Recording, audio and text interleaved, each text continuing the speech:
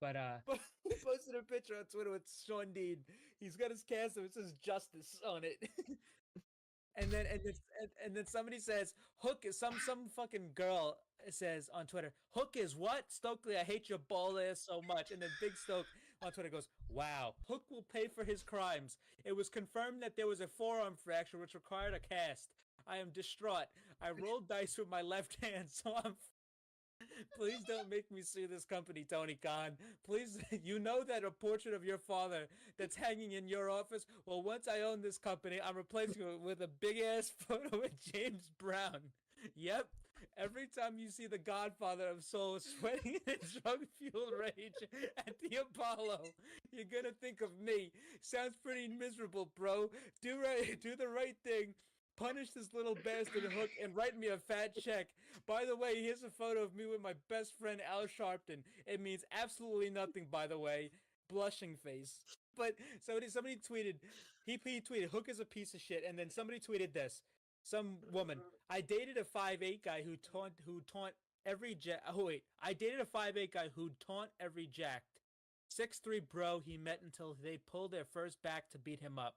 Whereupon my ex would go, hey, come on. I'm a little guy. I'm just a little guy. No, it's just also my birthday. I'm a birthday boy. It somehow always worked. And then Stokely just quote tweets it. Fuck you. Tony Brown, but who the fuck's in the background? It's Hook. It's fucking Hook. And then he's getting twerked on by some fucking broad. My t-shirt money is now in the ass crack of some fucking stripper. So thanks, Hook. But I don't. But Jesus Christ, this is the greatest fucking thing I've ever seen. Clip it. Oh, but actually, hey, it worked out in the long run. I actually do hope they make another season actually, because I would love to see the American Dragon on Total Bellas start memeing on John Laurinaitis. You have live footage of John Laurinaitis in his living room calling somebody in his underwear saying, "Hey, bud, you fired." What did Max Caster say about me? Like I'm embarrassed the fact that I'm hosting a post show for this crap. I'm proud of you, Carl. I love this. We did our Valentine's Day post of Hooked on You, but it was mainly for Jamie Hayter and only Jamie Hayter. It's not right. It's not right. It's fucking trying to build an account and we get this bullshit on the account. Great. But also follow a simp account. Okay. Okay, but here's the thing, because those people, this is networking. We actually networking. follow.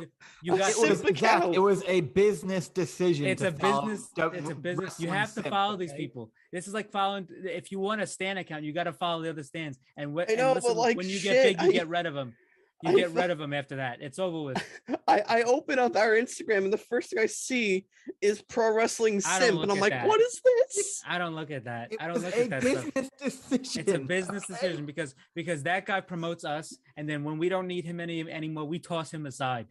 That's what happens. Yeah, well, Libri got go fucking slap it on a t-shirt and continue to use the move forehead. Unpretty. This guy just say fucking forehead. What? This guy say forehead. Yes, I did. You think I fucking wouldn't catch that? You think nobody on this program would catch that? But I did. For weird. You almost didn't. For weird. Let's be honest. You almost didn't. Weird champ. This is what we resort to here. All right. Next up. Unbelievable. Five head. Next up, we have. Why people happy? Pagu.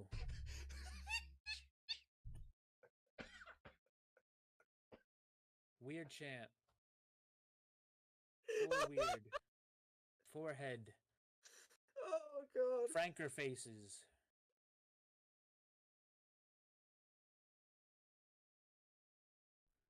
It's Wednesday. You know what that means. It is time for your weekly dose of the Pro Wrestling Injection right here on the Pro Wrestling Injection YouTube and Twitch. Mike is currently out today because of the rain delay for the Mets and Yankees Subway Series, so Mr. Marathon is not here. But you have the OGs right here. You have me, the Outlaw. And I'm here joined by the Goon Christian. He's going to kick us off with the news as I do the production stuff for the YouTube channel. So, Christian, kick us off. Yeah, so just in the news here, I guess starting off with unfortunate unfortunate news um that we learned about, I think it was 2 days ago now. Um Unfortunately, Sika NOI of the Wild Samoans, of Afa and Sika, the Wild Samoans, unfortunately passed away. Um he I mean, obviously he was before a lot of people of our time, obviously, but he's well known for being one of the first Samoan, one of the bigger Samoan wrestlers back in the day, and is obviously, of course, the father of Roman Reigns. Obviously, everybody knows Roman. But yeah, that was very unfortunate to hear. This week. Condolences to the whole Hawaii family and Fatu. I mean, all the entire Samoan bloodline, because that goes deep, obviously. And um, my heart goes out to Roman, because obviously that's his father, and that Yeah. sucks. I mean, the last time we saw him on WWE TV was after that Hell in a Cell match he had with Jey Uso, when Sika, his father, actually put the like those beads, those red beads that Roman wears, like the tribal chief red beads. He put them on Roman. That's when he started using them. After that match. So that was the last time we saw him on WWE television. But very unfortunate, and rest in peace. And I guess in more light news, we had um, a update about the New Japan G1, obviously, which is coming up soon, and the results for the matches where to get into the G1 blocks, the last spot in the A and the B block, we had Callum Newman. He advanced in the tournament, defeating Yujiro Takahashi, which was nice to see. And we had Yoshihashi advancing, defeating Chase Owens. We also had, um, I believe it was, let me see. Oh, yeah, we had Bolton Oleg defeating Toriano and TJP defeating Satoshi Kojima. So this is going to be the first time since 2007, I believe, Mm-hmm. that Yano has not been in the G1. So there's I going was to be so heartbroken. no funny business in the G1 this time around. Um, but that means we So now have heartbroken.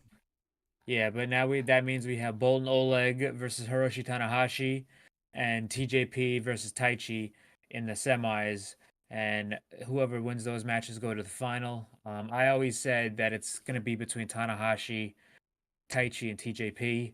Um, and I believe I'm in the thing. I don't know. Tanahashi kind of has a lot on his plate with him being the president now. Mm-hmm. So I think whoever wins between TJP and Taichi is probably going to end up getting the last spot. They've been really pushing TJP as taking over the United Empire as the new leader after Osprey. And he already just did he just did a Best of the Super Juniors tour, so that's very difficult to do a Best of the Super Juniors, then do this mini tournament and then go right to the G1. That's basically nonstop. That's months of just basically damn near working every day. So uh, we'll see. Taichi, I don't think they should have left Taichi out of the G1 anyway, because Taichi's always shows out at the G1. But yeah, I think it's between Taichi and TJP, but they could always put Tanahashi back in it. But on um, the other side, it's gonna be Tomohiro Ishii versus Yoshihashi, and just to see who goes to the final. I think Ishii. I mean, Yoshihashi has been like getting better and better each year in the G1, so I wish he would be able to uh be in it, but I don't I'm not sure. But it's gonna be Yoshihashi versus Tomohiro Ishii, and we're gonna have Kenta versus Callum Newman. Callum Newman, he's still fairly new. He kind of got the he was taken under the wing of Will Ospreay. Will Ospreay kind of handed down a lot of stuff to him, but I don't think he's not ready yet. But I don't think they're gonna the company is gonna be ready to put him in the G1 over a guy like Ishii or Kenta.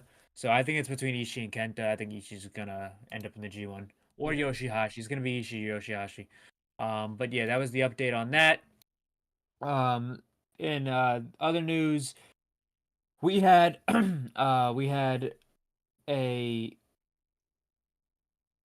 let me see. Oh yeah, we had a report from Sean Ross Sapp, which this kind of was obvious. Not, I mean, if you've been watching AEW for the past couple weeks, I mean, you've already seen it. But Leo Rush is said to be going to be, since he's not under contract with New Japan, but he's been in New Japan regular for the last year and a half now. But he's not going to be signing with AEW, but he is going to be a AEW regular. He's just going to be regularly on AEW as of post Forbidden Door. That's the same thing they said about Mina Shirakawa. So it's not like you're going to be seeing them every week, but it's not going to be like something where they're not a stranger to AEW television. So look out for that. It's probably gonna be the same as like how a lot of the CMLL guys and a lot of the New Japan guys are used. Like you see, like Hechicero has obviously been on TV a lot even before Forbidden Door.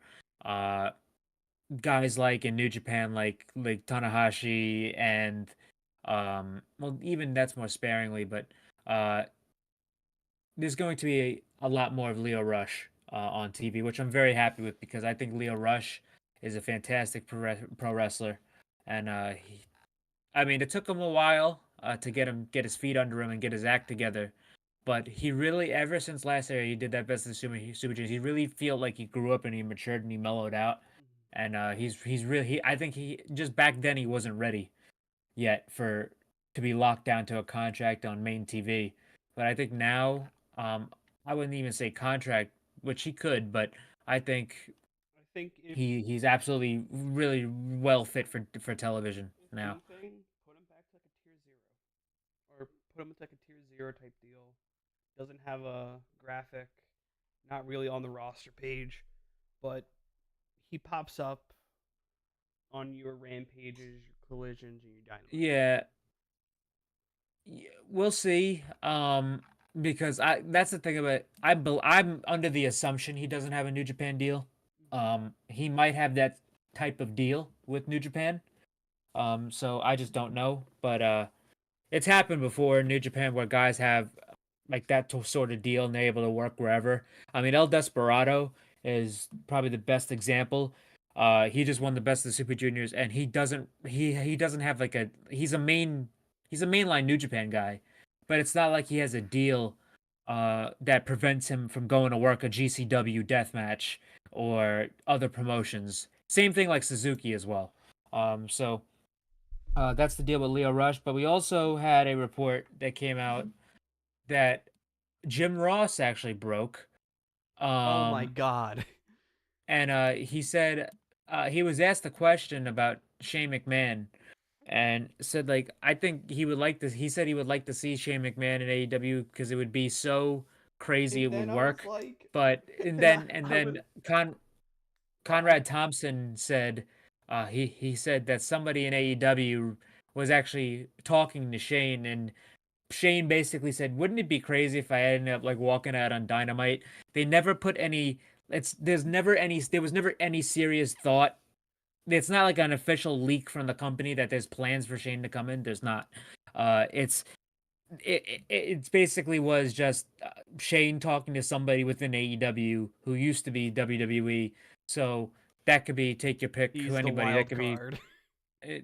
That could be Paul White. That could be Jericho. That could be somebody else who used to work in WWE that was friendly with Shane. But yeah. But then Tony went on an interview and said he's never talked to Shane. Um, but um, but Tony gave one of his diplomatic answers that he always gives, and he basically said, I don't know Shane, but he's welcome in AEW. Um, but I've never talked to him. Um, which I have no interest in seeing Shane McMahon in AEW wrestling, or in the back. Well, not well, like on screen but if they hire him to be in the back, I mean, I don't think that would be a good idea anyway. After the last time he was in WWE, obviously he's probably the one McMahon besides his fucking kids, that Should stay the doesn't fuck have away from that wrestling. Well, no, that just doesn't have the stink on him from the entire Vince and WWE Janelle Grant lawsuit and all that. He's probably the one like McMahon that there is that doesn't have that type of stink that's on him from that situation because he wasn't in an executive role uh in the company, and he's been gone since like 2021, I believe. But yeah, I have no interest. People were saying, "Oh, okay, well, if they are bringing him in, then put him with the Young Bucks, and then and put him with the EVPs, and that's like their benefactor." I'm like, "Well, they're the bosses," and people thinking, "Oh, he could be the wild card," but after tonight, I think we all know who the wild card is. Um, Isn't but my yeah, guess that I've been saying Hangman? yeah. I mean, it has to be completely obvious by now. The Bucks said in the thing, You were he's gonna you come back you were and throwing it like you kept throwing it aside whenever I said well, that put Hangman back yeah. with the Elite. Yeah, because I said it wasn't. It had to be made blatantly obvious that it was probably going to be Hangman, unless there's a chance that it isn't. This though, they're making it blatantly obvious because it was all depending on if they're going to bring him back as a babyface or they're going to bring him back as a heel. They said that they were Um, going to bring him back as a heel, n- regardless. and what's it called? After getting the promo that we got on Collision from Jeff Jarrett, which was unbelievable, by the way, and which everybody should watch, and why people shouldn't be complaining about Jeff Jarrett being in the Owen, because if you watch that, you'll completely understand. Because a lot of people know this, but a lot of people don't. That him and Owen were very, very good friends. Yeah. And he's very emotional in this. They posted a extended one on YouTube. It's like 9 minutes long. It was fantastic. Jeff talked about how Owen died on May 23rd. 9 years later, his wife died of breast cancer the same day. And then 9 years after that is when he hit rock bottom in his life. And his therapist told him that he was never able to grieve Owen's death. I'm like, Owen meant a lot to this guy. So him participating in his own tournament means a lot to him. And he said, listen, I don't think I'm going to end up at Wembley, but this is my Wembley, and that's the Owen tournament, just being a part of it, and his name being attached to it. So I have no issue with Jeff Jarrett being in there. But who's a great person to have him go in there and have the wild card beat after this really sympathetic thing that a lot of people saw in Collision? The big heel coming in to help with the Elite, and that's Hangman. Because Hangman, at the start of the Elite kicking him out, them firing him and Kenny. If you remember, which is kind of it's been a while, but Hangman was still a babyface at that time, where they fired him and Kenny. He wasn't a full-fledged heel yet. Now he's a full-fledged heel, and he'd be like, you know what, fuck it, let's go back with the boys. So now it's blatantly obvious. See, now they have a reason. If they were to do it last week, and like how we were talking about, they didn't have a reason yet. So it didn't make any sense. Now they have a reason. Yeah. Now they blatantly said on television that they want that Matt and Nick want to bring Honor back to the Elite, which could happen with a ex-member of the Elite. But yeah. But just back to the news with Shane. I know a lot of people think that's the case. I highly doubt that. I know Tony made friendly remarks about him. But yeah, I doubt that. Mhm. All right. Let's kick Yeah, off. and the last thing I just want to add here is that at Forbidden Door this weekend there is supposed to be it hasn't been announced on television yet and it wasn't advertised at all, but there is supposed to be another match added. I don't know if it's probably going to be added to the pre-show. It just hasn't been announced yet, but there's been nothing about it yet. But Jeff Cobb will be defending his television championship on the show, but nothing has been announced about that yet. So All right. Oh, and also keep that in mind. Oh, speaking of the show, I have some news about that. I shared it with the boys in the group chat. I have a friend back on Long Island who has a cousin who has worked with WWE production wise and also now works with AEW production wise.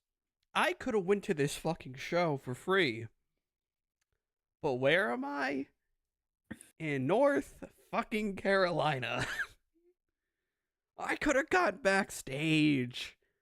Fuck. You don't know how mad I was when I got that text. You have no fucking idea. Start walking.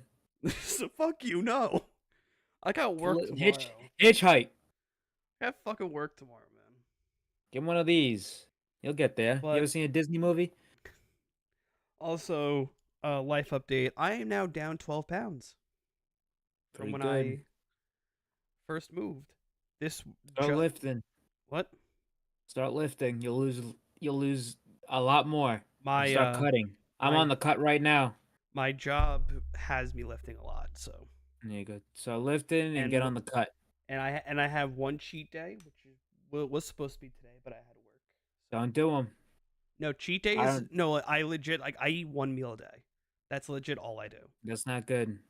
That's just That's because not of good. work. You got to get your protein in.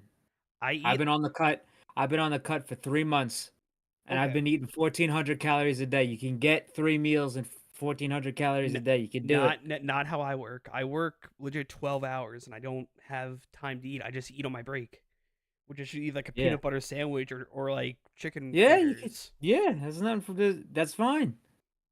You just gotta see as you keep going. You just gotta watch what you the like. I don't know if you have this. It's called MyFitnessPal. You can track everything you eat. If you track everything you eat, you will lose 10. You will lose 10 times more weight. Not even joking. I'm being dead serious. Like, I just eat one meal, which is at work. That's because I have no time because I'm at work from 2 till That's fine. That's like fine. like 1 a.m. That's fine. Just track it. Even if you eat one meal a day, just track it. Well, so You'll I know. have, You'll like I just said, know. I have my cheat days, which are supposed to be Wednesdays, but Do not do cheat days. Don't do them. no, I do them. Get over the mental thing. That's the mental thing. If you stop doing cheat days, which I tried to do them, but I'm like, you know what? If you get over that hump, you're gonna fucking go a lot faster. No, my cheat days legit are just once a week. That's legit it. I'm being dead serious. I don't like. No, I know, cause I tried to do the same thing, but I would be like, I do it to like one cheat meal, and then I'd be like, you know what? Why bother? Cause that's progress lost. The only reason why, no, for me it's not progress loss because I go back to work like the next day and I just burn it all off. Yeah, but you could burn off more. Eh, It's you get listen I'm telling you, when you get into it later, you're gonna start. It's like heroin. You start chasing the dragon. Like literally today, I'm watching Dynamite. I'm like, how much cookies can I have? And I'm literally I'm like, it's like, can I have goldfish? And I'm counting how many goldfish I could have. Like, I'm fucking I'm sick in the head. I got almonds here that I'm gonna eat a handful before I go to bed. Which is, No, 180 I'm about to give you calories. I'm about to give you the best. Which I wish I knew this at the start of my cut, but I'm about to give you the biggest cheat code ever, and it's filling. Don't eat before bed. I know. Nope, Oh. nope. Jello. 5 calories. Sugarless Jello is 5 calories. Like a snack pack sugarless Yeah. Jello. They're this big. 5 calories. You eat 2 of them, you're full. That's 10 calories, Well, and there's nothing in them. this is a serving size is 24 pieces. I just eat a handful, which is less than 24. I'm telling you though, that Jello, that's just cheating. That's the real cheat, is Jello. Get on that Jello shit. I also have like the mini bags of goldfish too that are in my pantry. That's good. That's 100 calories right there. But Yeah. you gotta watch the carbs. Well, I said I don't eat much, so I'm down to 208. Probably There gonna you go. be at like 200 by the time I visit Damn, Long bro, Island. I'm 155 right now. I gotta be up. Probably in the winter. I'll probably try to get up around 215. Trying to on the bulk. Mm. Because now I'm a fucking Sam Solik esque lifter. I start mogging now. Do one of these. But if people wanted to track just the weight loss, just go back to old episodes. You can see that my face has gotten less puffier. I'm happy about that. But okay, let's start the show off. I had to watch the first 40 minutes of Dynamite as if it was a fucking radio show because I was at work and I had my phone in my pocket. So I listened to the promo between MJF and Danny Garcia.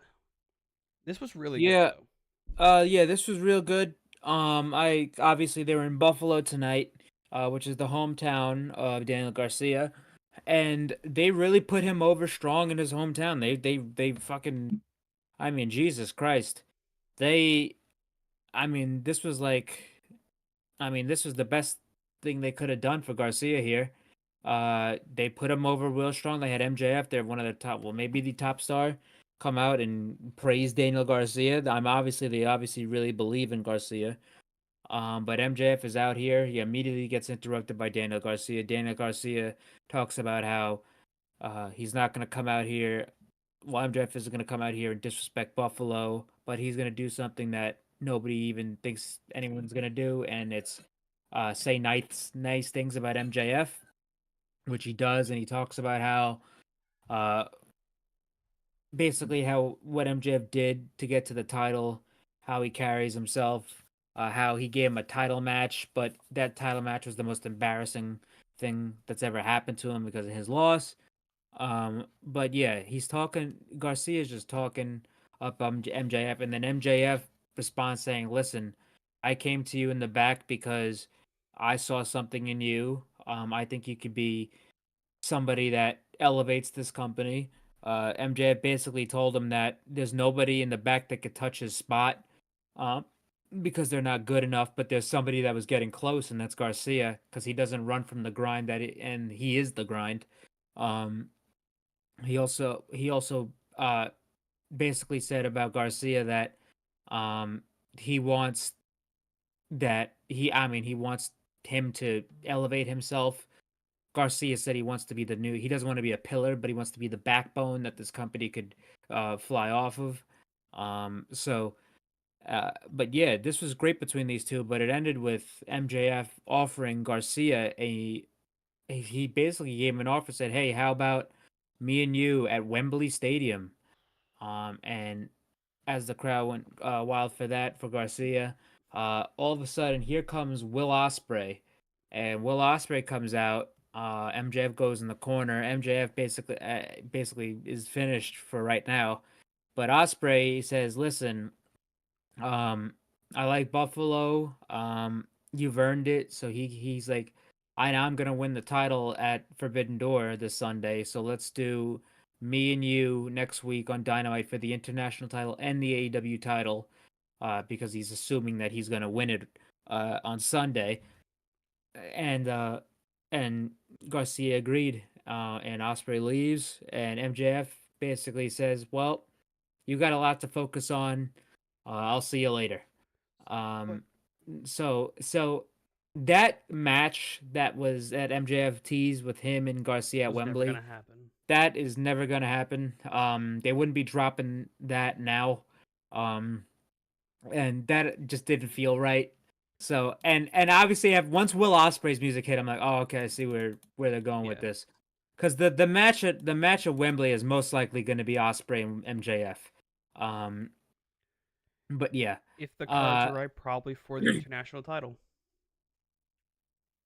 yeah, probably. Because I But don't yeah, think Swerve's losing Sunday. I honestly I mean, don't we see could. that happening. I don't see that either. But there's an X factor on all this that I can't get over, and it's Nigel. And I'm like, I'm so set on, like, I really think Nigel and Brian is like, that was gonna happen last year if Brian didn't get hurt. Mhm. Like, that was going to happen. Nigel had fucking his gear made. So, like, I still think that's a possibility, but AEW is running a show in Cardiff, Wales, close to Wembley. So I don't know if they could do that there and then do the Swerve match at Wembley. But I mean, we'll see how it plays out. But yeah, MJF He keeps getting rubbed the wrong way by Will Ospreay, and that's pushing him more. He's the bear is being poked. So I like this though because they're already planning and they're already teasing a pay-per-view match well before, uh, well in advance. So yeah, this was a very very good segment. And I really enjoyed this one. Agree. All right. After this, we go backstage with Swerve saying, "Man, you're already planning matches. Like you should be focusing." And then I think for the first time in a while, I couldn't tell because I had one headphone in, but it was the lowest Whose House, Swerve's House I think I've heard in a while. I couldn't hear it. The crowd was Okay. chanting halfway through the promo. We can't hear you. We can't hear you. Okay. So I think they only heard half the promo, or they barely heard Nana say "Whose House." That's why Okay. because that was low. But yeah, they were chanting at the beginning of the at the start of the promo. We can't hear it. So there was obviously something going on in the Okay. arena. I just because I wasn't watching and I had one headphone in Yeah. and I was like breaking down cardboard with the baler that we have, so I couldn't really tell. Right, what was But yeah, that after? after this we had um um I didn't write down the entire show, I but think it I have it on the was Twitter feed. We Jay had next. White and Phoenix, No. right? No. We had next up we had the trios match between the Blackpool Combat Club and Los Ingobernables de Japón. It was Brian Danielson was on commentary. It was John Moxley, Claudio Castagnoli, and Wheeler Yuta versus Shingo Takagi, Hiromu Takahashi, and Titan of Lij, which I was very happy to see this match announced a couple days ago. Obviously this is the first time Shingo, Titan, and Hiromu have been on Dynamite. Like they've been on Forbidden Doors and they've been on Rampage and Collisions and stuff, but this is the first time they've been on Dynamite. So I was really happy to see that because I love. I mean, these are. I mean, at least Hiromu and Shingo. I mean, I love Titan, but at least Hiromu and Shingo are two of my favorite guys in New Japan. But yeah, this match was a lot of fun. I was very happy to see fucking Hiromu in there, with, like Mox and Claudio. I thought that was really cool, and Shingo obviously as well. I don't think Shingo's been in the ring with Moxley since they did that little death match thing they did. I think it was last year at one of the Strong shows. But yeah, great stuff here Give it up from to all Moxley six of too. these men. Had a hell of a blood sport match with Yeah, with Josh Barnett at Bushido. That was really cool. So hats off to him. Yeah, I mean, cause he fucking took a beating in that match. He was bleeding all over the place. his post match promo made me think he had like a very minor concussion. 'Cause Well, he was kind of bleeding a lot, and he was tired from fucking wrestling Josh Barnett. So, I mean, he might be perpetually concussed at this point, unfortunately. but uh, but uh, but yeah. So the match ended, which was one of the rare DQs that we got. But Mox just said, "You know what? Fuck this." He gets in the ring with a chair and just whacks Hiromu in the back with a chair just randomly. He's like, "You know what? Fuck it." Um, Then all hell breaks loose from what I Yeah, so all hell breaks loose. Everybody's fighting each other. And here comes Tetsuya Naito to make the save for his stablemates.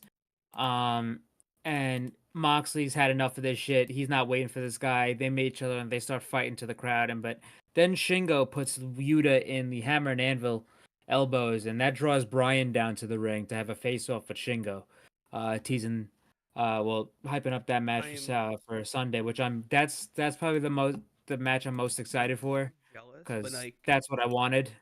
at least I'll have the best seats in the house from my home with that, and not in a and not next to some smelly people at least. Yeah. I don't give I'm a fuck. jealous, but also like not fully jealous. But I'm mad about my opportunity that I missed. Yeah. But yeah. That was really cool to see all those guys on television. We had a lot more of that coming up. Um, but yeah. Mox, and also I forgot to mention this, but Naito did an interview and said if he doesn't win the title back at Forbidden Door, he's gonna relinquish his spot in the G1 to John Moxley. Ooh. So he did say that. Which Okay, so that I means I think Moxley's that I gonna think that lose? helps. Yeah, I think that helps. I mean, I thought Naito was gonna win anyway, but I think that just kind of confirms it because Mox is not being lost for Wembley build, um, for him to do the G1. And there's not going to be a G1 without Naito. Naito is not at the point yet. He's still up. He's getting old and he's kind of breaking down, but he's not there yet. He still has like maybe one or two G1 runs in him.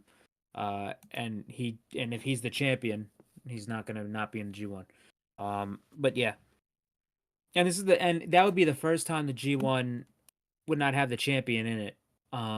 Well, as it stands right now, there is no world champ is not in the G1, that hasn't happened yet. So obviously Mox isn't in the G1. But yeah, Naito is definitely probably gonna win that match. But anyway, after this we had fucking the Bang Bang Gang, and basically the fucking entrance was actually cool because they did the circular entrance again, but they had the Owen Cup in the middle. But we had Jay White here versus Ray Phoenix, and this was a great match. I mean, what do you expect when you got fucking announcement like Jay White versus Ray Phoenix? You obviously know that's gonna be some good stuff. Oh yeah. But yeah, great stuff here from these two. Before the match started, Penta and Abrahantes and the entire Bang Bang Gang, the Guns and Juice, they all got thrown out because they were causing a ruckus before the bell even rung. But yeah, they all got thrown out. And these two proceeded to have a great match. I can't even really go play by play here, but these two had a great match. Oh yeah. Jay won with the Blade Runner, and he will be advancing in the Owen. He's going to be facing the winner of the wild card versus Jeff Jarrett match. So it's probably going to end up being Hangman versus Jay White, which is fucking great. That hasn't happened in a while. And there's I story behind there too. So. Yeah, I mean they have history. They did wrestle in New Japan, when they were both there. That was a while ago, but yeah. Uh, Very good stuff there. After the match, the Bang Bang Gang comes out to celebrate with Jay, but here comes Christian Cage and the Patriarchy. This is gonna be interesting. Yeah, Christian on Collision has been pushing for a trios title opportunity because he wants to get back to the world title, but he's also been favoritizing Nick over Kill Switch as like his favorite son. So, I do think that they're gonna probably end up winning the trios titles. Or if they don't, it's gonna further the tension between him and Killswitch. But yeah, they had a face off and they teased that match because I mean, there's two like there's like two real teams that are like contenders right now for the trios titles, and that is the Patriarchy, and which this has basically been brand new, but it's one of my favorite things in the company already, and it's Hook, Shibata, and Samoa Joe. Like they're just three fucking badasses. They don't give a fuck, and they're just going around fucking shit up. And I think they'll probably lose the Bang Bang Gang. That is probably end up losing it to the Patriarchy, and then they'll end up feuding with Shibata, Hook, and Joe. But yeah, that was pretty good. And then next up, we had we had uh I in the saw back we had Renee. I saw someone drew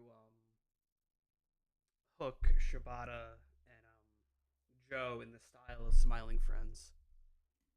I must have not liked it, but What?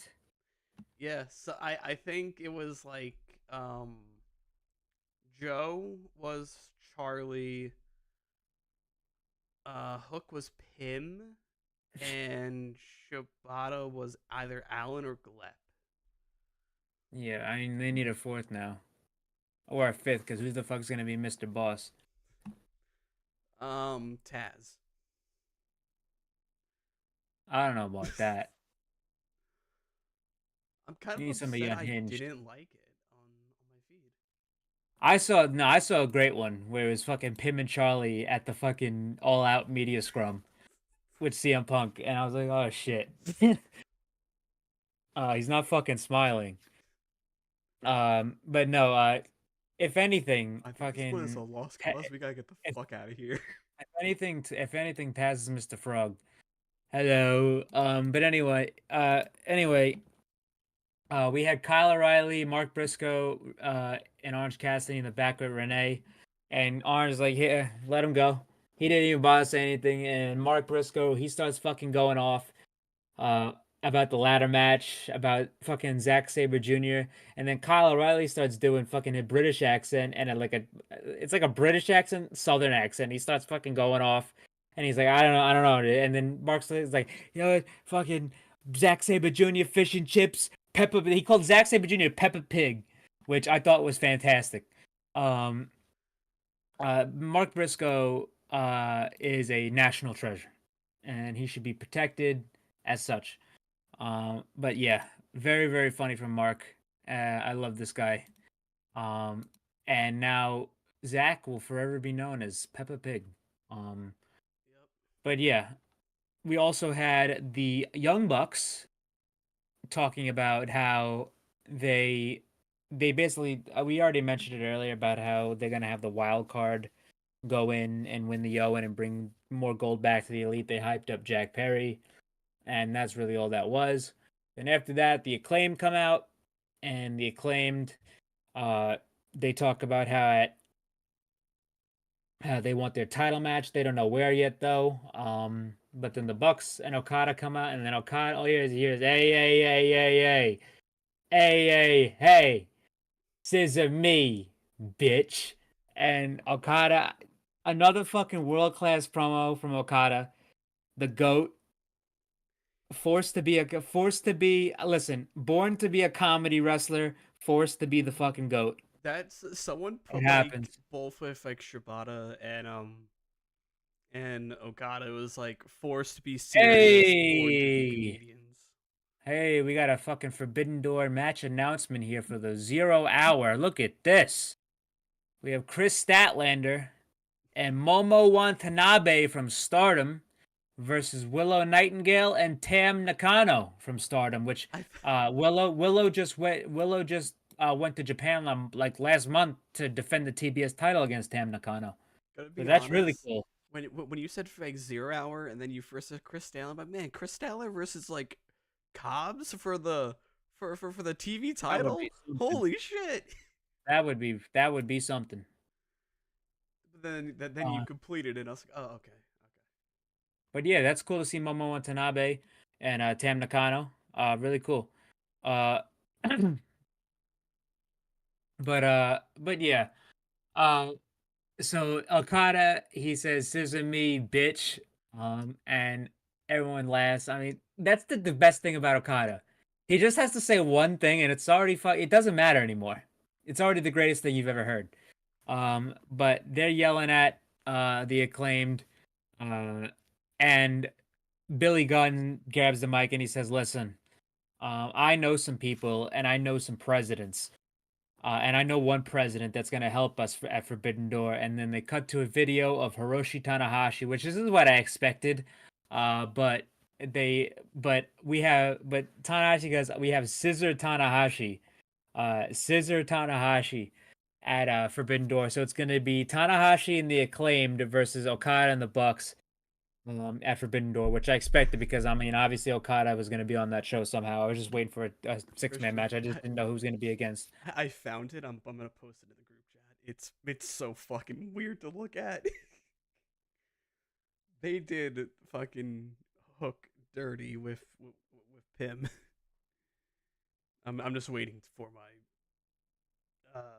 WhatsApp to load on desktop. But after that, did we go to the learning tree segment?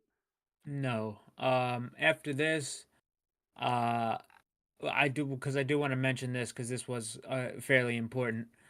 They did do a um Actually, no, it was. The thing is, the timeline is wrong on here. So yeah, it was the learning tree segment. Actually, no, it wasn't. I'm lying. I'm lying. I'm lying. Actually, it is right. Here it is. It fucked me up a little bit. But no, after this, we had we had the women's match between Toni Storm, Mariah May, and Mina Shirakawa versus Anna Jay, Saraya, and Harley Cameron. I thought Mariah was great in the entrance because she came out with Tony, did her entrance with Tony, then ran back, and then did the entrance with Mina, and did the dance she did with her in Stardom. It's in the group But chat, yeah, by the way. Jesus Christ. I mean, it makes sense. It does. I mean, Shibata would be Gleb because he's not kind of. I mean, he's kind of talking off a fucking Yeah. phone. So who's Alan? I guess Alan. We need a scrawny motherfucker to join up with these guys to be Alan. Maybe Alan is Minoru Suzuki. You know what? That makes sense. He's too nerdy to be fucking Suzuki though. Anyway, but yeah, that would be. Listen, I think that's a great idea. Just these three just solving like they're like. I wouldn't say like the APA, Someone but said, like they just hang out, and people could go to them and they could just solve fucking not crimes, but like, hey, this get like say for example, like somebody's getting bullied on the roster, like somebody's getting the shit knocked out of them. Say like I don't know, fucking Silver and Reynolds are getting fucking harassed by the Learning Tree, right? And they go up to Joe, Hook, and Shibata, and they be like, "Yo, we'll pay you. Just fucking take care of these guys." Like, all right, cool. well, And they just go take care of them. It's like someone like from last week. Someone says that the way Hook and Joe just have these smiling friends level conversation moments before invading someone's room and committing assault is fucking hilarious. Which is that's from like the chopped cheese conversation about the deli. Listen, these three motherfuckers, it's literally fuck it. It'll work. And it did. That's what this was. Fuck it, it'll work. He just put three badasses together. It's literally the friend group meme. It's like girls' friend group. They're all the same. They're all white with black hair, they're all white with blonde hair, they're all black. They're all the same. Boys' friend group. You have the white one, the black one, the Asian one, the fat one, the domestic terrorist, the pothead, the alcoholic, and the liberal. So it's like you have I mean it's an assortment like these three. It's an assortment. You got fucking Joe, the wily veteran, the badass, which is all of them. You got fucking Hook, who he barely talks, but you know he's young, he's learning, and you got Shibata, who, I mean, the guy just likes to fuck people up, and he can't speak English, but fuck it, dude, he's cool. Let him chill.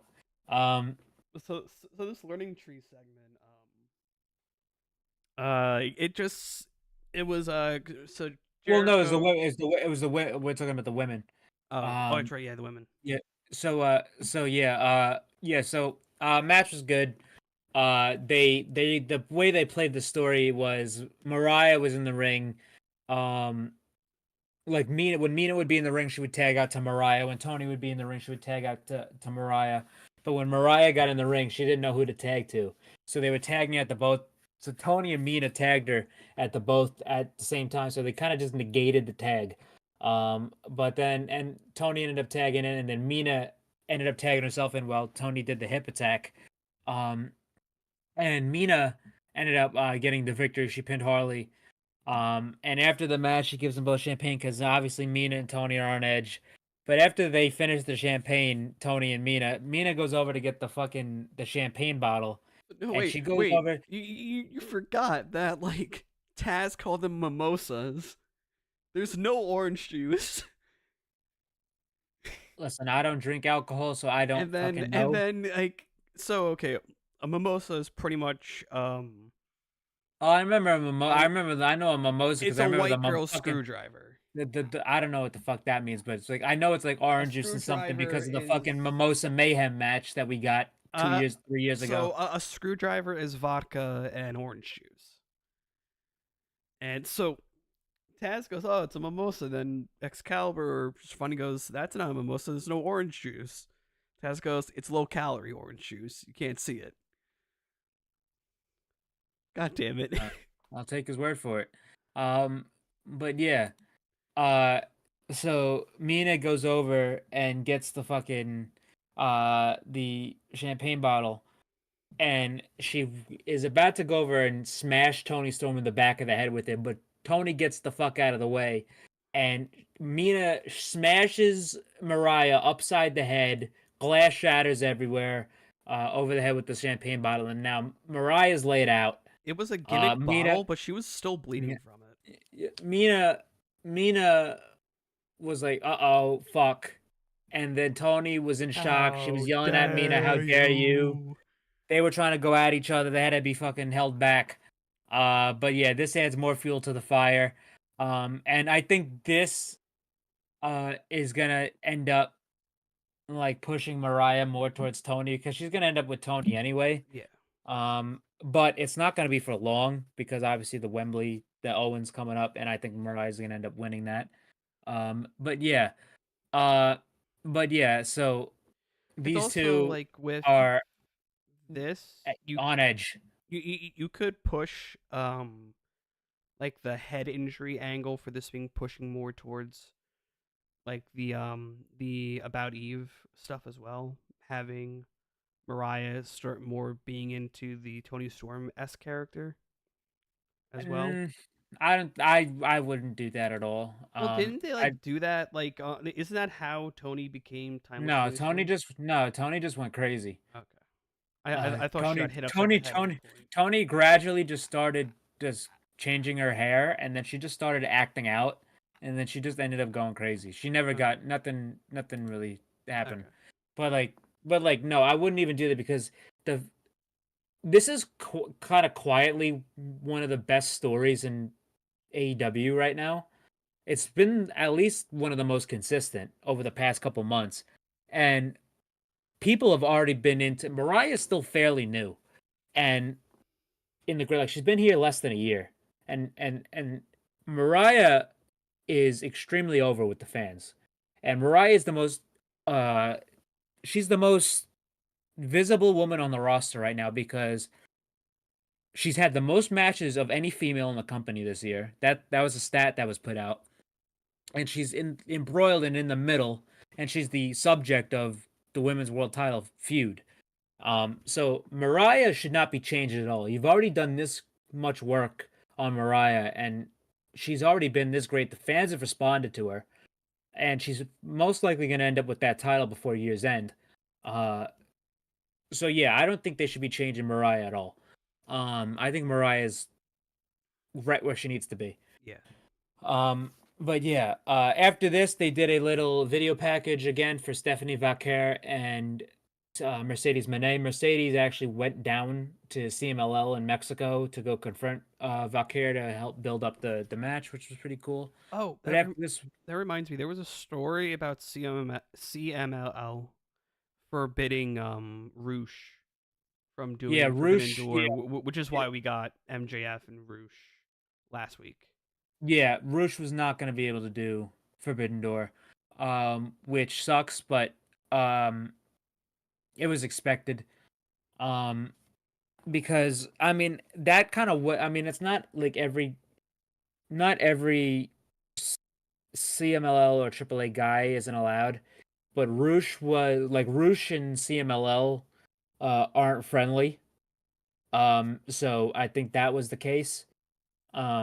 So yeah, that's why I guess that didn't end up working out. But yeah, they're not friendly. So yeah, and they haven't been friendly for a while. Because I remember it's not even just him. I think it's the entire family. Because I know Dragon Lee, wasn't friendly then. Because then he ended up started working for AAA. But yeah, but yeah. Then after this, we had the Learning Tree segment with Chris Jericho, Big Bill, and Brian Keith, and they're talking about how that they have a partner at Forbidden Door, and they want to introduce him to everybody, and they end up cutting to Minoru Suzuki. And Suzuki basically is, which I expected because Suzuki's been involved with Jericho at every Forbidden Door. Um, and I'm like, okay. So it's probably gonna be because Brian Keith got taken out on Collision. So it's probably gonna be Bill Keith. I mean Bill Jericho and Suzuki versus Hook, Joe, and Shibata. But Suzuki goes, that is "Fuck not you, the no." case. Suzuki's like, and Jericho said, I saw this coming because Jericho said we didn't watch the video yet. I'm like, oh, yeah, this is definitely something's happening here. But Suzuki said, nah, bitch, fuck you. I don't want to be any part of the learning tree. I actually want to fight you for the FTW title. And Jericho's like, what the fuck? So he's like, so then here comes Joe, Hook, and Shibata, and they start talking shit on Jericho. Shibata ends up saying on his text to speech saying, brother. "Oh, this guy stinks," which I thought that was fucking fantastic. Oh brother, this guy stinks. I'm like, Jesus Christ. They need to listen. The day we have an Okada versus Shibata feud, which if you haven't seen that match in New Japan, that's one of the greatest New Japan matches in history. It's the match that also led to Shibata's injury. Yeah. Yep. But listen, you need to see that match. It's one of the I wouldn't even say New Japan. It's one of the greatest matches I've ever seen. It's but on the list that you gave me to look at. Yeah, that's one of the greatest matches there has been in at least in this past decade. One of the greatest New Japan matches ever. But we needed like they were ultra serious. Like that's when Okada was the champion and Shibata just won the New Japan Cup, and they were ultra serious back then. Now these two are the two goofiest fuckers on the roster, and I just want to see how that would be nowadays. But yeah, uh, but yeah, very excited to see Shibata more and Hook and uh Samoa Joe, but that means at Forbidden Door, Jericho. I don't know if they didn't announce it for Forbidden Door, which I thought they would have, but they were still saying that Jericho didn't have a partner. So I don't think it's going to be Suzuki and Jericho for the title at Forbidden Door. I think it's going to happen in the States somewhere, probably the next week or in a week or two on television. And I think it's going to be Jericho, Bill, and somebody else versus Hook, Shibata, and Joe. Who that is, I don't know. From New Japan, I have no idea who that could be. But we'll see. But anyway, it could be somebody from CMLL as well. But after this, we had a excellent match between Zack Sabre Jr. and Orange Cassidy, and Kyle O'Reilly. Kyle O'Reilly and Zack Sabre Jr. going at it for the first time in a long time. And before the match starts, we see Orange on commentary, and obviously I forgot to mention no Shivani. He lost his voice, so that's why he was not on commentary They tonight. also moved commentary to the ramp again. Well, that was just due to the arena, the arena setup. That was Taz ended up saying that, and it looked noticeable because it was overlapping one of the tunnels. That had to be just arena. But yeah, but then they show in the crowd, sitting in the crowd watching the match, Roderick Strong, Mike Bennett, and Matt Taven, the Undisputed Kingdom, sitting with none other than fucking Gabe Kidd, the New Japan Strong Openweight champion. I was scared I that was they had ecstatic. a camera mic right next to him because he might say some wild shit. No, he did. I was ecstatic when I saw Gabe because he was the one I was waiting for. I'm like, if anybody shows up for Forbidden Door this season, I just want Gabe. I just want to see Gabe, and he's there. And thank God. And he's fucking I'm like, what the fuck is this guy doing here? So he's watching the match. Like the match is going on. The match is great. It's a great grappling exhibition between Kyle and Zach here. And fucking Gabe, he's sitting there. They cut to him once and he's like, stop fucking grappling. fucking punch him. He's because they're all Zach and Kyle are like grappling, they're doing all this mat wrestling, all this submission. Gabe's just yelling at him, fucking punch somebody. And fucking Roddy and the Kingdom, they're cheering on Kyle because they obviously want Kyle to win. But Gabe's looking at him and he stands like, "Why do you want this bloke to win?" And then they kind of had like a little spiff, like Gabe and Roddy, which I expected. I'm like, all right, they're gonna and they announced during this match that on Rampage it's gonna be Gabe Kidd and Roddy versus the Infantry. And as soon as I saw that, I'm like, oh my god, Gabe's gonna end up having a fucking problem with Roddy, and they're gonna do a strong openweight title match between Gabe and Roddy at Forbidden Door. And I think they ended up teasing it here. But they were picture. They would cut to Gabe and be going, he'd be fucking tweaking out. He'd be going like this. I'm like, this guy is. I fucking love it. I'm a huge fan of Gabe Kidd. He's fucking hilarious. But yeah, but Gabe, but yeah, he's screaming. But the match ends with Zach ended up getting a armbar on Kyle. Kyle ends up tapping out. After the match, the Undisputed Kingdom come in to go check on Kyle. Zach ends up face to face with Orange Cassidy, but he's then backed up by Shane Haste and Robbie Eagles of TMDK, which is a part of Zach's faction in New Japan. And I was very, very happy to see Robbie Eagles on AEW television because, in my opinion, I am a huge, huge fan of Robbie Eagles. I mean, he just had another great Best of the Super Juniors tournament. He is, in my opinion, in the maybe probably top 5 most underrated wrestlers on the planet. He's an unbelievable wrestler, Robbie Eagles. I'm a huge proponent. I'm a huge fan of Robbie Eagles, and he deserves a lot more shine than he gets. But after that, fucking Gabe Kidd ends up getting on the apron. He has nothing to do with any of this shit. And he starts going, he said, yeah, you won't throw. He's yelling at, I don't know who he's yelling at, but he has nothing to do with any of this. Here comes Tomohiro Ishii, which I didn't even know he was in the country. But here comes Tomohiro Ishii. He ends up coming out and he ends up standing up, he stands next to Orange Cassidy against TNDK. And then he ends up face to face with Gabe Kidd because Gabe Kidd starts talking shit. This was out of control. It was kind of a mess, and it was overbooked all hell, but it was a good overbooked mess because I was just laughing because you have fucking these guys that I didn't think were in the country. You had Robbie Eagles here, there was a pleasant surprise. You have fucking Gabe Kidd there acting a fool. I'm like, this was fantastic. I love this. But yeah, that all built up for stuff on Sunday.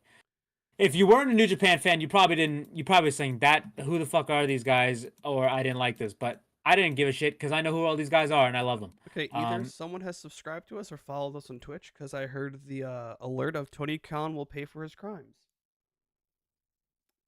So thank you, whoever followed us. I appreciate it. I will figure that out later. I keep on opening up that page. And I just did a once over on New Japan World because I want to get some matches to watch when I'm at work tomorrow. And they have updated it where there are some individual matches when you type in the wrestler's name. Yep. Oh yeah, the Tanahashi did say in his statement that they apologized for the clunky relaunch and they're trying to get that shit sorted out. Yep, I think just the only thing they have to work on, in my opinion, at least on the end that I'm seeing, is the individual matches for the G1 last year and the year before. That's the only one that still doesn't have like the individual episodes up, but I can actually start working on the New Japan watch list that you gave me so many years ago, and that I have distributed out into the Pro Wrestling Club. That teacher has that list as well. He has access to it. But after this, we had make sure I didn't miss anything. We had the main event of the evening, and that is Will Ospreay and Swerve Strickland versus the Gates of Agony and a Can They Coexist matchup here.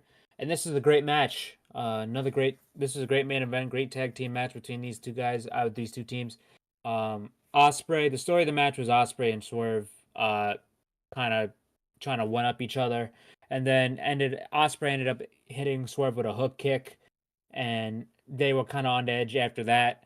But Osprey ended up hitting. He was gonna look like he was gonna go for the Storm Driver, and Swerve yelled at him to do it, but he didn't.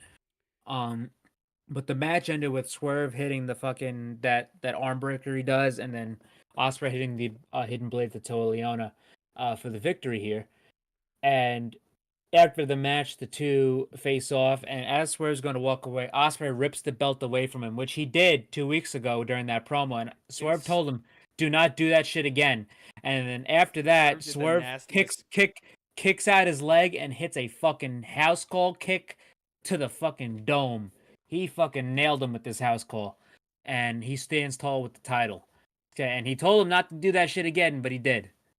So, and that's how they went off the air. But it's building more to the main event. I cannot wait for Sunday in that main event. I'm very excited. I will be at the show, and Mike yeah, is I did still buy. to be determined.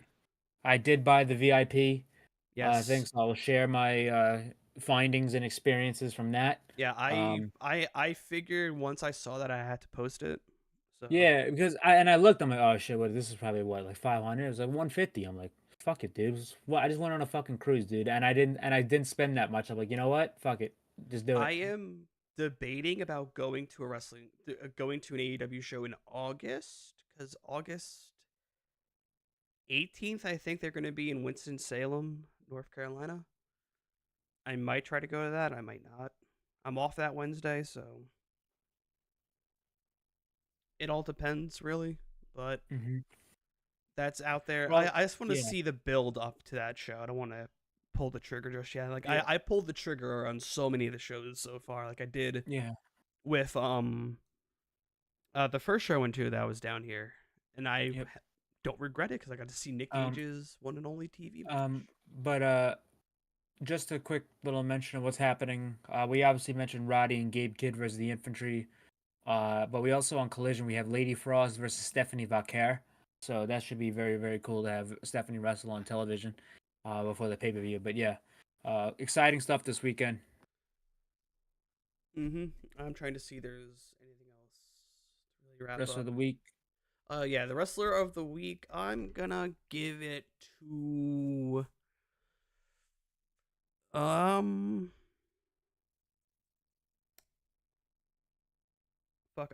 give it to Will Ospreay. He's gonna have a great match this Sunday. I'll do a watch along for the show, so yeah.